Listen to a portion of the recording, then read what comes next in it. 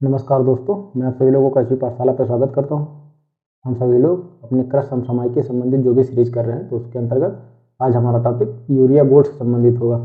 Urea gold को लेकर के एक महत्वपूर्ण खबर प्रकाशित हुई है, जिसकी वजह से चर्चा में आया है। तो आज हम सभी लोग इस पर चर्चा करेंगे।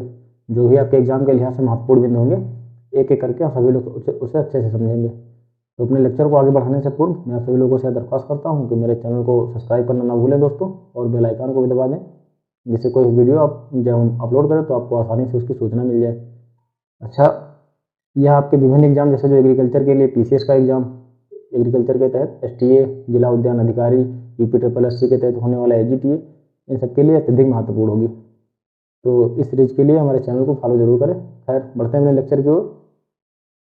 तो यह चर्चा में क्यों आया, पहले इसको सभी लोग देखते हैं। जैसे आर्थिक मंत्रिमंडल, जो आर्थिक मामलों की जो मंत्रिमंडलीय समिति है दोस्तों, उसके द्वारा यूरिया गोल्ड को बाजार में लाने के लिए मंजूरी दे दी गई। किसके द्वारा? तो आर्थिक मामलों की मंत्रिमंडलीय समिति के द्वारा। अच्छा, यह भी प्रश्न बन सकता है, यूरिया गोल्ड को बाजार में लाने के लिए किसकी अनुमति मिली है? तो आर्थिक मामलों के लिए जो आपकी मंत्रिमंडलीय समिति है, उसकी अनुमति मिली।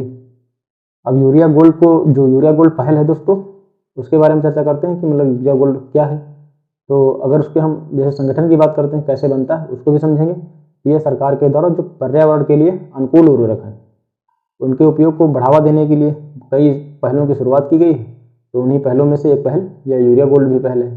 पर्यावरण अनुकूल उर्वरक का तात्पर्य क्या होगा?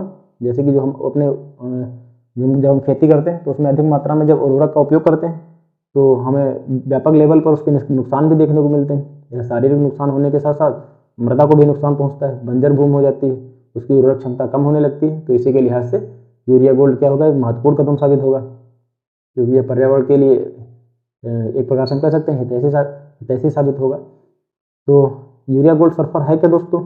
यह जो यूरिया गोल्ड है, यह एक प्रकार से हम कह सकते हैं सल्फर लेपित यूरिया उर्वरक है। ठीक है, और यह क्या है? तो यह जैविक उर्वरक नहीं है, किंतु यह मृदा में जो नाइट्रोजन होता है दोस्तों, उसकी आपूर्ति अपेक्षाकृत धीमी गति से करता है। ठीक है, इसको हम बनाते कैसे, तैयार कैसे करते हैं? तो गर्म की हुई जो यूरिया होती है, उसके दानों को पिघले हुए जो सल्फर होता है, उसके साथ हम सभी लोग कोटिंग करके तैयार करते हैं। जो यूरिया होती है, उसको पहले से गर्म करके पिघला लिया जाता है। ठीक है, फिर जो सल्फर होती है, उसके साथ हम सभी लोग इसकी कोटिंग करके यूरिया गोल्ड को तैयार करते हैं।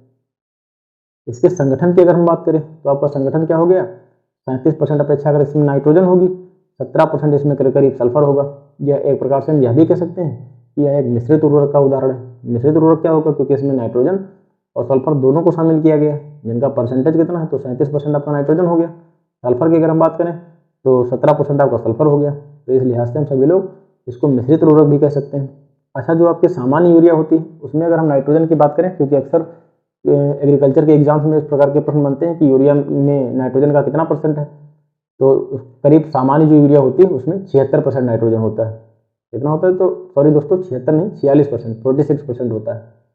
तो यूरिया गोल्ड की अगर हम बात करें, तो उसमें नाइट्रोजन 35%, सल्फर आपका 17%, सामान्य यूरिया जो होती है वो 46% हो गया, उसमें नाइट्रोजन पाया जाएगा। ठीक है, तो अब हम क्या करेंगे, एक एक करके नोट करेंगे। अन्य जो कुछ महत्वपूर्ण बिंदु है उनको नोट करने के साथ साथ हम सभी लोग समझते हुए भी चलेंगे। तो यूरिया गोल्ड के बारे में आज हम सभी लोग बात करेंगे। तो पहले देख लेते हैं यह है क्या। पर्यावरण अनुकूल, पर्यावरण अनुकूल उर्वरकों के, जो आपके पर्यावरण अनुकूल उर्वरक हैं, उनके उर्वरकों को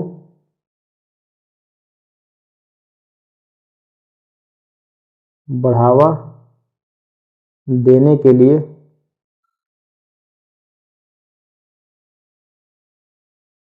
शुरू की गई पहलों में से एक पहल। जो शुरू की गई पहलों में से एक पहल है यह।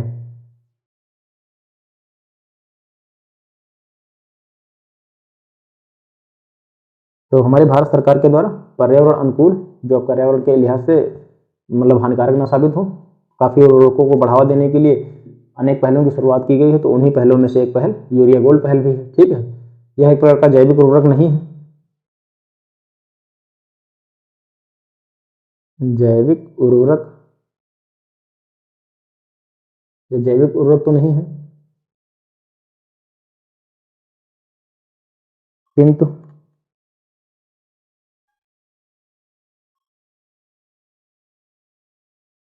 नाइट्रोजन की आपूर्ति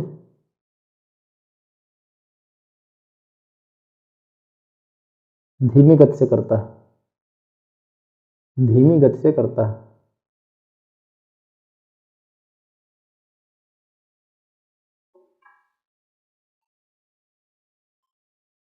तो यूरिया गोल्ड क्या है, हमने इस पर बात कर ली, कैसे आपूर्ति करता है इसकी बात कर ली। अब इसका संगठन क्या है, तैयार कैसे करते हैं, तो इसकी बात करते हैं।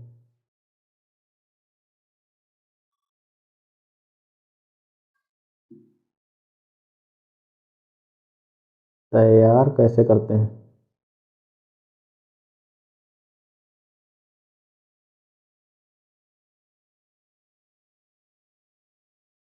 तो अगर हम इसकी बात करें तैयार कैसे करते हैं, तो इसके लिए क्या करते हैं, गर्म किए हुए यूरिया के दानों को क्या करेंगे, तो गर्म किए हुए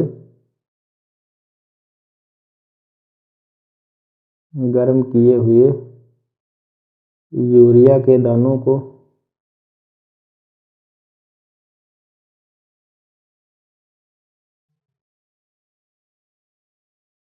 गर्म किए हुए यूरिया के दानों को पिघले हुए सल्फर के साथ, पिघले हुए सल्फर के साथ, सल्फर के साथ इसको कोटिंग करके तैयार किया जाता है।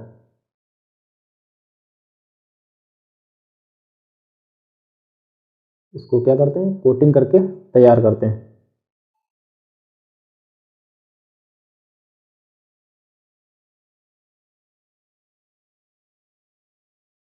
अब इसके संगठन पर हम सभी लोग नजर डाल देते हैं कि संगठन अक्सर पूछा जाता है, तो इसका संगठन क्या रहेगा,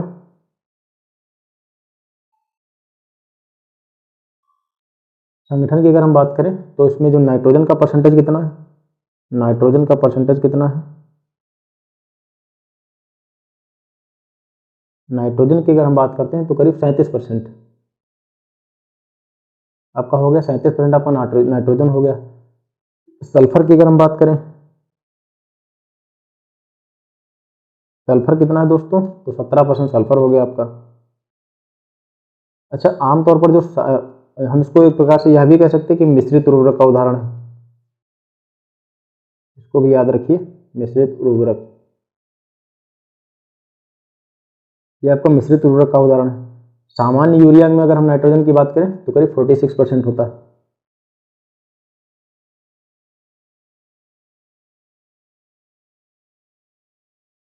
सामान्य यूरिया में, सामान्य यूरिया में नाइट्रोजन का प्रतिशत, तो सामान्य यूरिया में जो नाइट्रोजन का परसेंटेज होता है दोस्तों 46% होता है। ये आमतौर पर सामान्य यूरिया में नाइट्रोजन इतनी पाई जाती है। ठीक है, अब इसकी कुछ हम विशेषताओं की बात कर लेते हैं। जैसे जो यूरिया गोल्ड है उसकी अगर हम विशेषताओं की बात करें तो खेतों में यह नाइट्रोजन क्या करता है, अधिक दक्षता से इसकी आपूर्ति को सुनिश्चित करता है। जो नाइट्रोजन की आपूर्ति होती है उसके लिए अधिक दक्षता की आपूर्ति की सुनिश्चित करती है। लंबे समय तक पौधों में क्या होते हैं, पोषक तत्व प्राप्त होते रहते हैं। जो पौधों को पोषक तत्व हैं अपेक्षाकृत काफ़ी लंबे समय तक उनको मिलते रहते हैं। ठीक है, और एक महत्वपूर्ण बिंदु यह है दोस्तों कि ICAR जो हमारा भारतीय कृषि अनुसंधान परिषद है, तो उसकी अगर हम बात करें तो उसके अनुसार SCU है, तो उसके उपयोग में यूरिया की खपत में करीब 25% की कमी आएगी। जब यूरिया गोल्ड पहल अच्छे से अगर बाजार में इसको लागू कर दिया जाए तो करीब 25% की कमी SCU में हमको देखने को मिलेगी। तो इसको भी नोट करते हैं, विशेषताएं इसकी क्या है। एक भी प्रश्न बनाने को कहीं से भी बना सकता है।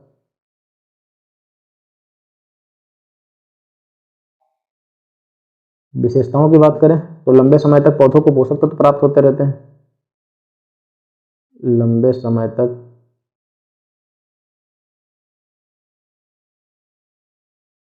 पौधों को पोषक तत्व प्राप्त होंगे।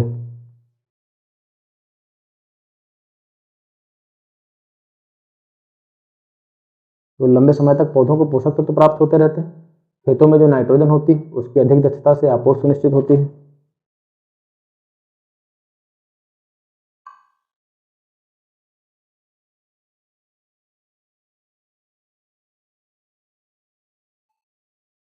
खेतों में नाइट्रोजन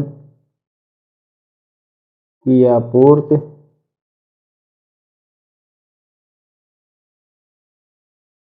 अधिक दक्षता देखने को मिलती है।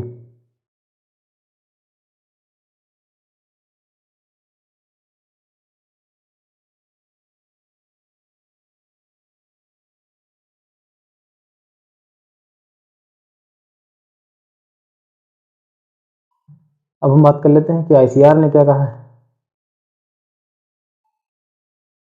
अगर हम सभी लोग जो हमारा भारतीय कृषि अनुसंधान परिषद इसके द्वारा जो भी टिप्पणी करी गई अगर उसकी बात करें तो आईसीएआर के अनुसार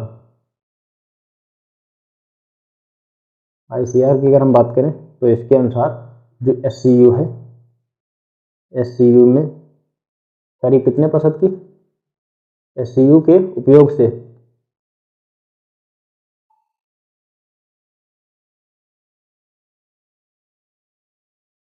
एससीयू के उपयोग से जो एससीयू है उसके अगर हम उपयोग करते हैं तो जो यूरिया की खपत होती है आमतौर पर यूरिया के खपत में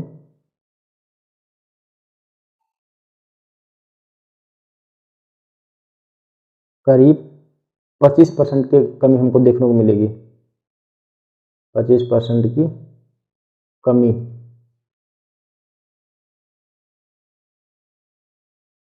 देखने को मिलेगी।